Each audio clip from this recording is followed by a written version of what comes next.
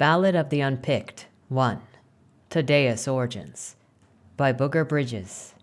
Chapter 1. The planet is Earth. The year is 2162. World-renowned scientist Ezra Evermore has been working for the past 20 years on his linear time travel machine. With the support of General Abercron Ramses is the Universal Emperor who came to Earth and conquered it in 1982, Ramses has invested trillions of dollars in Evermore's research. The general, who is under the delusion that he somehow created the universe, is desperate to discover the secrets of his past. While he does believe that he is the creator of all things due to the gaps that he is in his memory, he does not know how he created all things. Therefore, he has instructed the government of Earth to do everything in its power to aid Evermore in his research. The future of the Earth was very bleak. Since Ramses' takeover, the vast majority of Earth has been tasked with providing food for the home planet of Zergmist. 90% of Earth's population worked tirelessly in farming wheat and other crops that were harvested and shipped via the intergalactic wormhole system back to Zergmist. Evermore had been successful in creating a method of time travel that allowed one to travel to various points in the past. However, he had been unable to affect any major events in history, and it was also limited to only a few hundred years. While Ramses intended to discover the origins of creation, the government intended to find a way to prevent Ramses from taking over the Earth in 1982. The government needed to be more careful in this endeavor because if Ramses discovered they were undermining his efforts, he would surely destroy the Earth. The world government had received word that Ramses was not pleased with the failure of Evermore to be able to travel further than a few hundred years in the past. Ramses planned to return to Earth in a few days, and he said that he wanted answers as to why Evermore had been unsuccessful. Why, with the trillions of dollars in resources that had been provided, was Evermore still unable to get the job done? The Science Council of the government had called a meeting and had summoned Evermore to give an account of his progress. Miles Watnor, who was head of the council, had never been a fan of Evermore and his work, but because there seemed to be no way to defeat Ramses in the present, he had done his best to support Ezra's research. The council convened in secret with the knowledge of Ramses' appointed governors. Ezra entered the room and saw Watnor at the head of the table. Ezra was annoyed to have been called away from his work to answer people who he saw as less than his intellectual equals. Evermore rolled his eyes as he took a seat at the table. "Good to see you too, Ezra," said Watnor sarcastically. "I was in the middle of an important experiment, Miles. What's so important that you had to interrupt my work?" Watnor rose from his chair and walked toward the blackboard. He picked up a piece of chalk and wrote the name Ramses on the board. "He's coming, Ezra, and he wants answers," he said as he sat back down. Ezra's attitude had a quick adjustment. His arrogance turned to fear as he replied, "Answers? I talked with General Admor 3 weeks ago. I explained that I had been able to expand the linear time window by 17%. I told him that I would require a more substantial power source to go any further back. He told me that he understood and that it wasn't a problem." Admor was General Ramses' second-in-command. "Well, that was Admor," said Watnor, "and even Admor cannot always account for the instabilities in the mind of Ramses. All we know is that Ramses is not happy, and in about 3 days' time he will be on Earth." Several senators were also present at the meeting. At this time, one of them decided to add his 2 cents worth. "Who cares about the linear window? We can already go back to 1982. We can go back to the 1700s if we want. Why can't we go back and do something to stop that monster from taking over the Earth?" Ezra responded. "We've already tried to change history. All efforts to change events in the past have failed. We can go back. We can observe. We can even interact in small degrees. But whenever we have tried to take action to change any major events in history, we have been unsuccessful." The senators demanded that Ezra explain. Watnor interrupted the senator. 2 years ago, we sent a team of elite forces back to 1838 with the mission to kill Hitler. This was our first test mission. If we could alter history and erase the atrocities that Hitler committed from history, then we would stand some chance at stopping Ramses. But when the time came to pull the trigger, our forces, they disappeared." "What do you mean they disappeared?" asked the senator. They vanished, said Ezra. They vanished into thin air, never to be seen again. The senator sat back for a minute and asked, "Did we ever try again?" Ezra replied, "As of right now, we have sent 27 teams into the past to try to prevent major tragedies from taking place. The Holocaust, the Kennedy execution, 9/11. We have yet to stop any major events in human history from happening." Miles said, "It's a paradox problem. If you kill Hitler before World War II, then you never kill 7 million Jews. That would change the entirety of history. And then you have no reason to go back and kill Hitler, because if you kill him before that, then how do you know to go back and kill him to stop him from doing that?" Evermore stood up from his chair.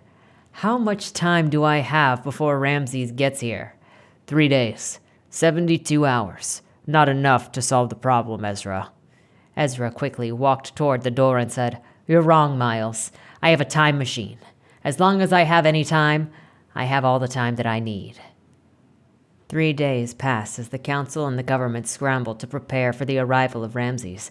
The senators were furious that Ezra walked out of the meeting. Miles Watner was able to smooth things over with them and convince them to allow Ezra to continue with his research. Miles knew that if anyone could figure out the paradox problem, it would be Evermore. But considering that Ezra had already spent years trying to solve it, Miles doubted that he could do it in 3 days. Just as he promised, Ramses arrived 72 hours later, even though Ramses' mental state was in question. He was still as punctual as ever. The council and the government were all summoned aboard Ramses' ship, the Pioneer, to give an account of their shortcomings. Miles, the senators, and everyone was gathered to go up to the ship. Evermore, however, was not present. "Where is he?" Miles asked one of Ezra's assistants. "He locked himself in a laboratory 3 days ago and gave us orders not to disturb him for anything," the assistant replied. "Well, Ramses is about to disturb us all if he doesn't get here right now," Miles said as he ran toward the laboratory. He arrived at the door to the lab and saw that it was locked. Miles had to give his security override code to get in. As he entered, he saw 20 people gathered around Evermore at the front of the lab. "I thought that he said he didn't want anyone to bother him," Miles thought to himself as he ran to the front. "Ezra, what are you doing? Ramses is here. We got to—" Miles stopped in shock as all 20 people turned around. All of them, every single one of them, was Ezra Evermore. "It was the only way, Miles," the Ezra at the front of the room said. What did you do?" "You were right, Miles. 3 days was not enough time. But as I said, with my time machine, I have all the time that I need, so I locked myself away and worked nonstop until I saw Ramses' ship had arrived. Then, when I saw I was out of time, I went back. Then I went back. I discovered that I was able to work with myself. Why I never thought of this before, I don't know. 2 heads are better than 1. On every trip back, I gained more knowledge and one more mind to help me. Not just any mind, but mine. My mind. I couldn't ask for better help than myself, and now, after 20 trips, I have come to a solution. I've solved the problem." The Ezra at the front of the room pulled a gun from the desk drawer. Then, without any emotion on his face, he calmly walked to the nearest Ezra, pointed the gun at his head, and shot him. The rest of the Ezras just stood there silently. Ezra then walked to the next Ezra and pointed the gun at his head. "No, stop, Ezra!" screamed Miles.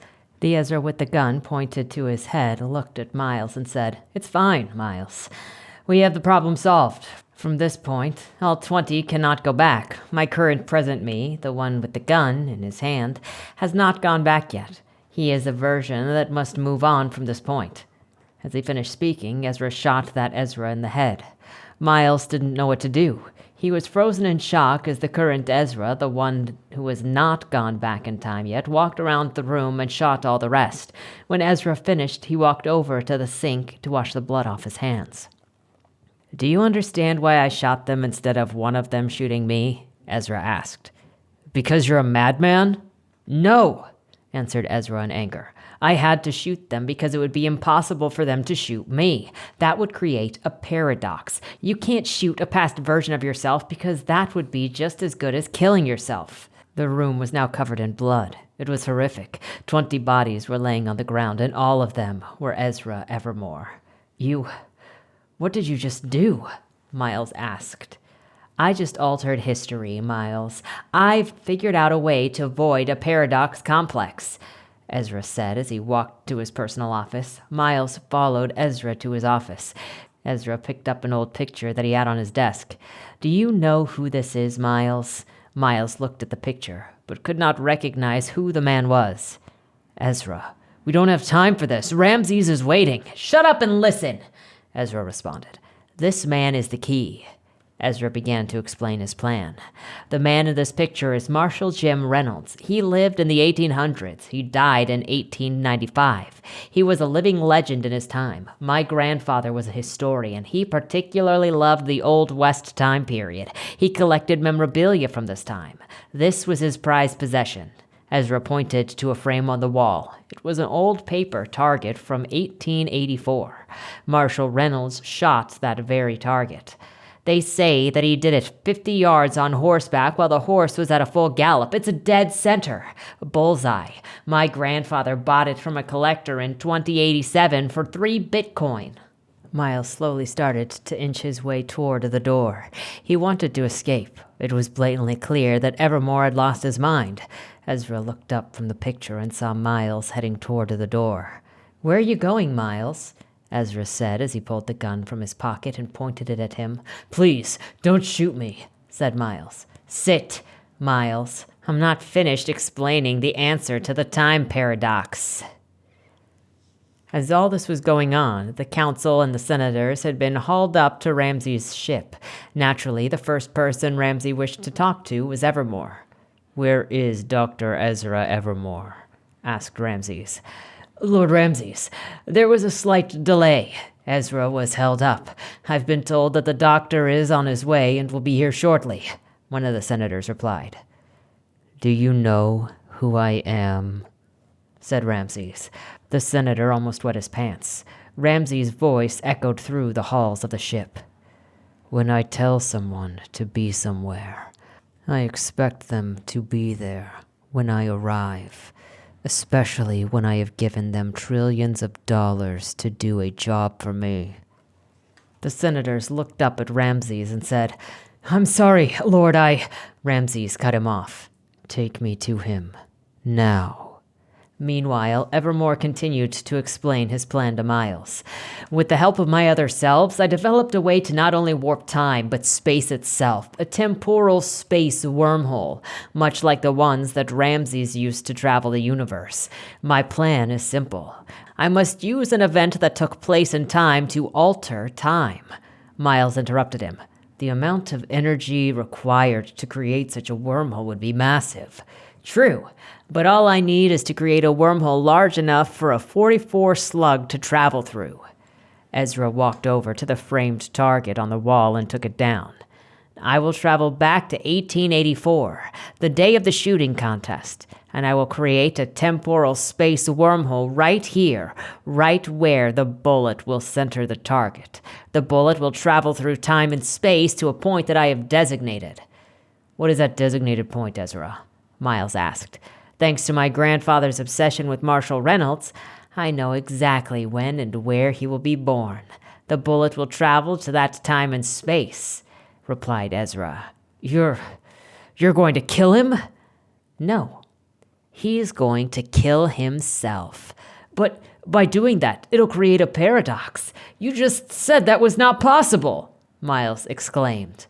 A smile came across Ezra's face as he replied, "Yes, a paradox is impossible. That's the point. Time will not allow a paradox. Therefore, my theory is that time itself will create an anti-paradox to prevent a paradox from being created." Miles was confused, and rightly so. At this point, he could only look at Ezra and shake his head. Ezra then said, "Time will delete the Marshal, but not end him. Remove him from the lineal path of history. He will exist, yet at the same time not exist. He will become what I call unpicked, the unpicked one." Miles was flabbergasted. What Ezra was saying didn't sound logical, but then, what is logical about time travel? The whole process of time travel itself should not be possible, yet Ezra found a way to do it. Miles sighed. "Okay, let's say that works. What good is it going to do? How is unpicking this guy from history going to accomplish anything?" Ezra then seemed confused. He had got so carried away with figuring out how to do it that he had not stopped to think about why he was doing it. He had not slept for 3 days. All the past versions of himself that came back were equally sleep-deprived. There must be some reason, some cause. I cannot answer that question. All I know is that I have to do this. It's the only thing that I have been able to come up with. It's all that I've got. He walked toward the time machine and began to type in the coordinates. My grandfather told me that Marshall was known for his uncanny ability to judge a man. He could tell if a man was, quote, worth his salt or no account just by looking at him. Miles could see no further use in trying to reason with Evermore, but he decided to trust one last time. Ezra, Ramses is waiting right now. If you don't come with me in this instance, he's likely to destroy this entire planet. Please, just come with me to see Ramses. Forget this plan. It won't work. Ezra stepped into the time machine. As he did, he said, Ramses is going to destroy the Earth anyway. He wants us to use the time machine to figure out how he created the universe. He did not create the universe. No matter if I figure out how to travel to the beginning of time, I won't find the answers that he wants. There is no further point in placating to a madman. Just then, the doors to the laboratory opened. Ramses entered the room. Miles began to tremble as Ramses walked past him toward Ezra. Ezra's hand was on the switch, ready to flip it and head back in time. Surprisingly, Ramses said in a compassionate tone, What are you about to do, my son? I need you if I am ever to figure out the origins of all that is. I must know how I created the universe. You are the only one that can help me. Ezra looked at Ramses. With a voice full of fear, he said, I'm not going to help you anymore. I intend to stop you. You are not God. You are just a man, and I will prove it. As Ramses stood there, he pondered what Ezra said. Ramses had the power and speed to stop Ezra. He could have removed Ezra's hand from his body before the signal from his brain to flip the switch even made it halfway down his arm. But he didn't. Instead, he looked at him and said, You do realize by doing this, you leave me no other choice but to destroy this planet. Are you so confident in this action that you are willing to lose all the ones that you love to condemn your entire planet to destruction? Have you measured the cost? Ezra replied, I have. Then I wish you well in your journey, son. Miles and the men who had followed Ramses to the laboratory looked at each other in shock. General Admar was there too. He looked at Ramses with confusion, but before anything else could be said, Evermore flipped the switch and headed back through time in a bright flash. Admar turned toward Ramses and said, Lord, why did you do that? Ramses looked as though he was in a daze. Even he did not fully know why he had let it happen. Maybe it was just a moment of clarity in his mind storming with madness. Perhaps Ramses desired to face some sort of challenge. After eons of having no true test to his authority, boredom had caused him to let something happen that could lead to his downfall. Whatever the reason was, he looked up at Admar and said, Why did you let me do that? Ramses turned toward Miles. Miles, walk with me. He headed back down the hallway toward the ship. They exited the laboratory, and Ramses stopped to look around. It was a pleasant autumn day. This planet, I must say, it is one of the most beautiful ones in my kingdom. The soil is fertile. The seasons are perfectly balanced. For a planet of its class, it has more gold than some 10 times its size. That is why it grieves me to have to do this. Ramses then gazed up at the noonday sun. He lifted his fist up toward the sun. He then opened his clenched fist, and as he did, he whispered something in his native tongue. Nothing seemed to happen. The humans that were with Miles wondered what he had just done. A nearby stray dog took off with its tail between its legs and hid under a tractor. The birds in the trees took flight and scrambled off to the horizon. Admar then said, Permission to be excused, Lord Ramses? Ramses nodded his head. Admar then began to run back toward the ship. All men back to the Pioneer. Prepare to raise shields to maximum level. The senator with them looked at Miles and said, What's going on? Miles replied. He just destroyed the sun. The senator and the other dignitaries that were present began to laugh. No, he didn't. It's still right there, said the senator. Miles looked down and said, Senator, the sun is 97 million miles from the earth, and it takes 8 minutes for light from the sun to reach the earth. The senator and the dignitaries looked at each other as the realization of what was to come began to sink in. They all panicked and fled in different directions like chickens with their heads cut off. Miles did not. He knew there was nowhere to go, so he sat down on the steps and folded his hands. Ramses casually walked over and sat down beside him. Ramses then asked, How does it feel to know that death is imminent, that destruction is at your doorstep? Miles looked at Ramses. His fear had been turned into anger. Ramses continued, It must be terrifying, horrifying. You know, Miles, I was once a man, or at least that is what I am told. I have no memories of that time. Well, I do have dreams every once in a while when I do sleep. Dreams of being a man. I know not if they are based on reality or just fantasy. I wonder if I were a man like you, would I be scared at this moment or not? Miles got up and began to walk away. Ramses then asked him, Where are you going? Miles replied, I'd rather die alone than next to you. Ramses said, One last thing before you go, Miles. Miles stopped and turned around. Ramses looked down at the ground and said, Do you know what I'm afraid of?